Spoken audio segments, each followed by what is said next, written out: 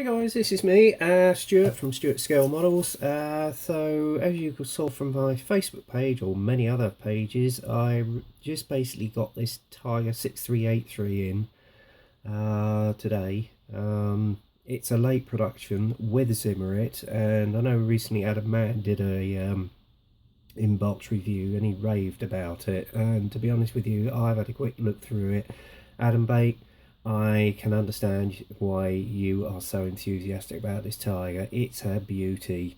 I know I've got many more in my stash, but to be honest with you, when I saw the Zim on this, it is just absolutely mind-blowing. It is so accurate. I would say this is one of the most accurate Tigers, well, Tiger ones, late productions I've seen yet, and without a doubt, it is a beauty. And this one, along with Mike Cohen, I know he's recently built this as Wittmann's 205 Tiger. I've actually got an aftermarket decal set in around about 2 months ago, and unfortunately Mike beat me to it, so you rained on my parade there a bit, bud, but there you go. Great build all the same anyway. I did sort of debate over whether to do 205, as it wasn't mentioned a lot, although this was the first Tiger that Wittmann commanded during the Normandy campaign until he was allocated 222 or 212, which actually took part in the action at Villers-Bocage. You have got a number of variations with this kit. Obviously the one that you see on the box is quite interesting, but all the same, I've decided that I'm going to do, as and when I get to build this, is going to be Wittmann's 205 Tiger, because it is one of the most accurate models I've seen of a late version. As you can see on the box art here, is depicting a squad coming in to counter-attack the Normandy invasion, which was the case around, I think, about 2 days after the invasion. Or it could actually indicate an action in Russia around about late 44. You do have a number of variants with this. Some of them are the Normandy Tigers, some are later. As I say, it's a beautiful looking kit, and as I say, you can see the illustration on the front there is depicting a troop coming through, or a squad of Tigers coming through. Okay, and then on the side here you've got the CAD drawings of the actual kit itself, which looks absolutely superb with the Zimmerritt, and the detail that's engrossed in it. The kit number on this one, if anybody's interested, is 6383. That's 6383. Okay, and then on the other side of the box you've got the 6 options that you can choose from this kit. Okay, anyway, without further ado, I'll get the box open, and this is never easy getting tight. Dragon boxes are so deep. Oh, it's a nightmare trying to get this damn thing open. Bear with me. That's it. And as you can see here, packed to the brim as usual with Dragon. But first off, I take all the screws out this time. Put them down here. I'm going to put them upside down and put them in sequence. Take the DS tracks out. And there we go.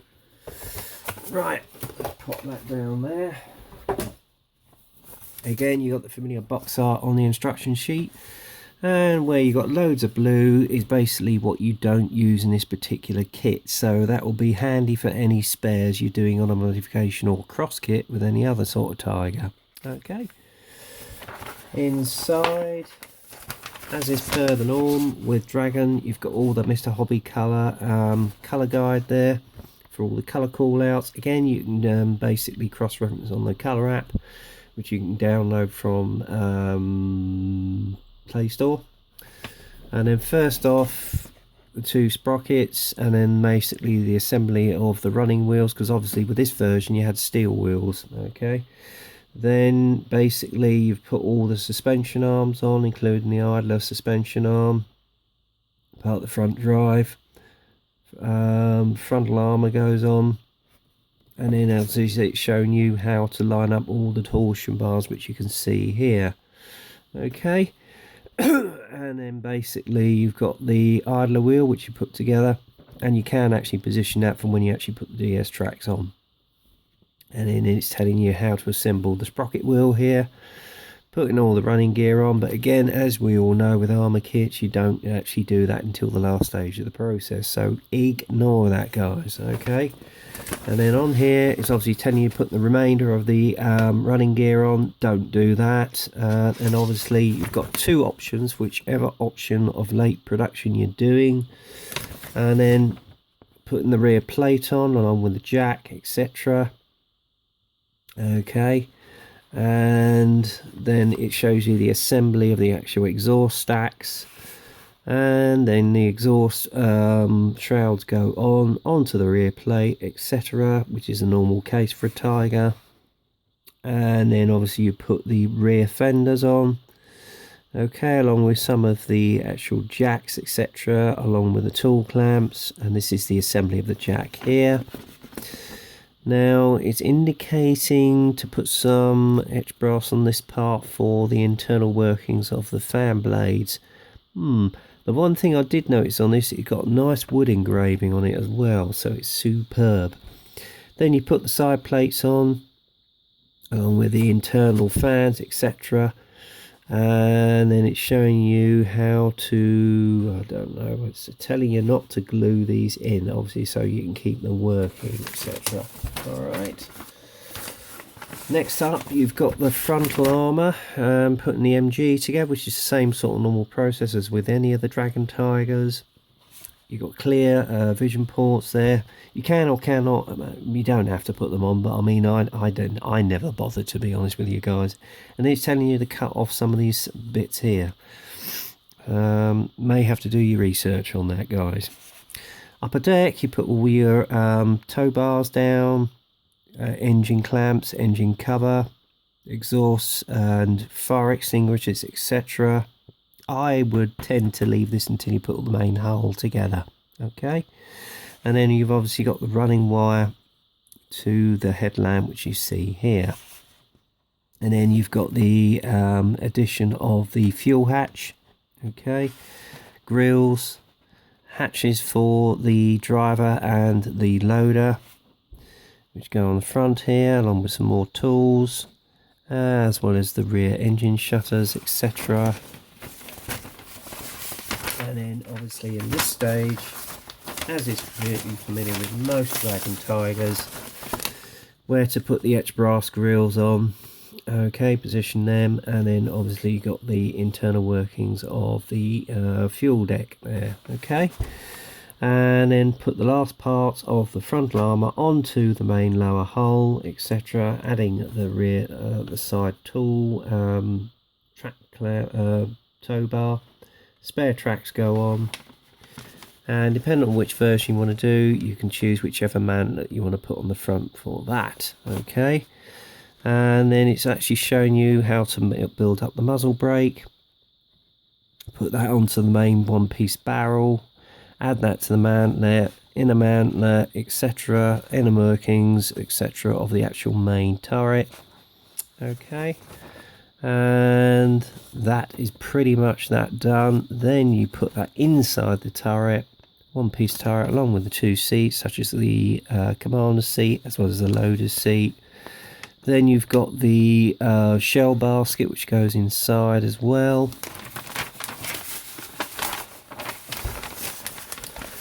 And then basically the assembly of the cupola, putting the upper deck of the turret on, along with the loader's hatch. Again, it depends on which version you want to do. You can alternate the top of the turret. Okay, then it's the final assembly of all the turrets, etc. And then you put the spare tracks on the side. Turret bin, you can have it open or closed. Loader's hatch as well. And then the final process is obviously putting the turret onto the main hull. Okay, first option in the colour callouts is for the 1st Panzer Battalion 102 Normandy 1944, which is actually the one depicted on the box, which is a very interesting scheme. I might do this one if I should get another one at a later date. And then you've got Tiger 221, which is a standard tritonal, again Normandy 1944. Okay. Right, next one up, again you've got a unit of the Totenkopf, Poland 1944, again with tritonal. That's Tiger 933.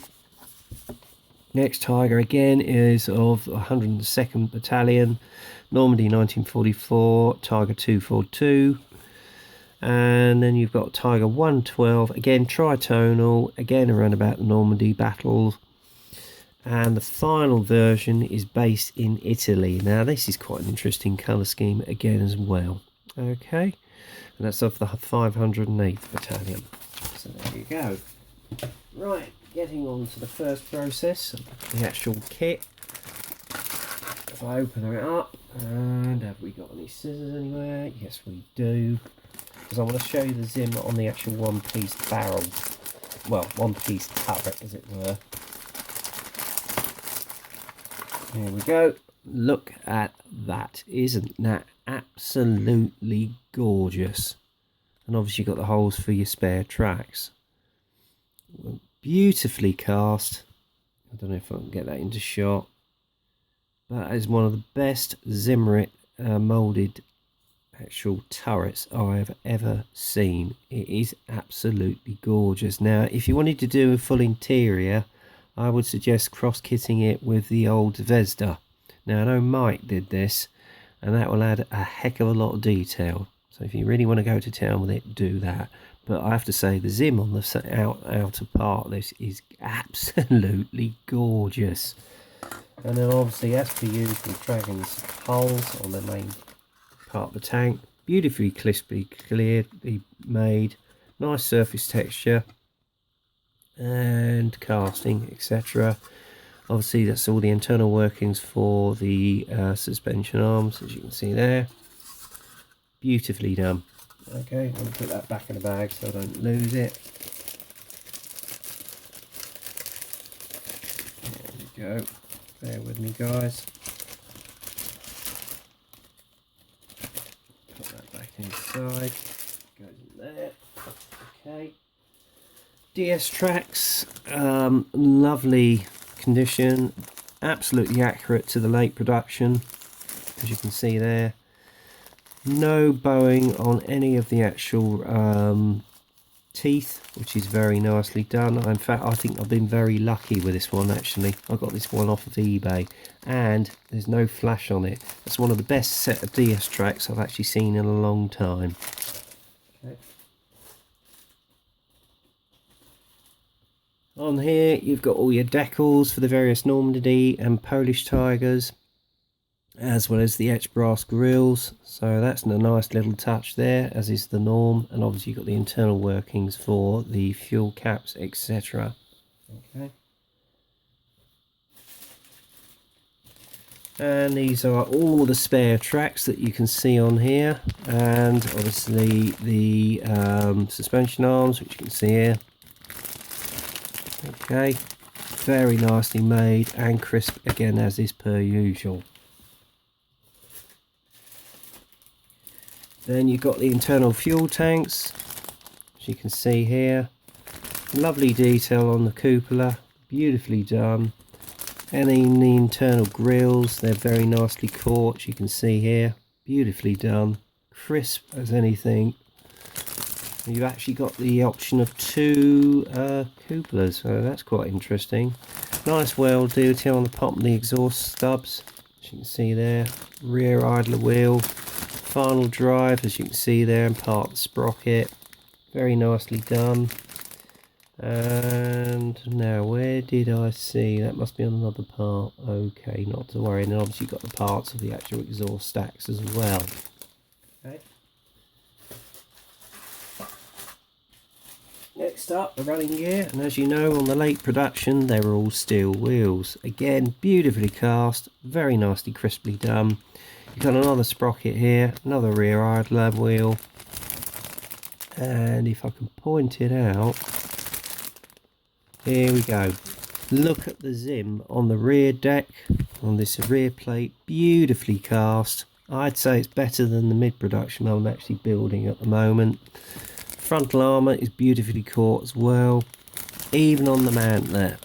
That is absolutely beautifully cast. Frontal armour again, and even on the actual hatch, very nicely done, and on the side plates, beautifully done.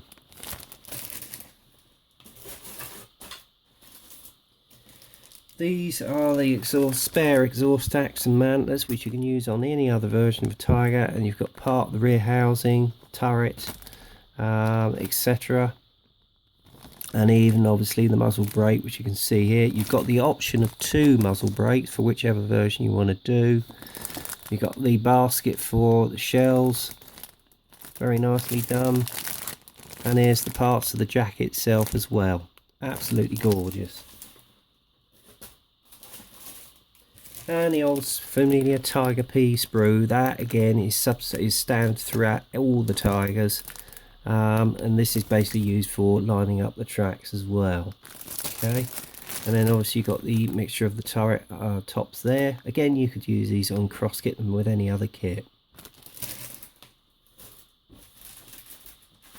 And then the final sprue is the upper deck, and basically the exhaust shrouds. You've got the sprocket wheels here, turret bin as you can see here,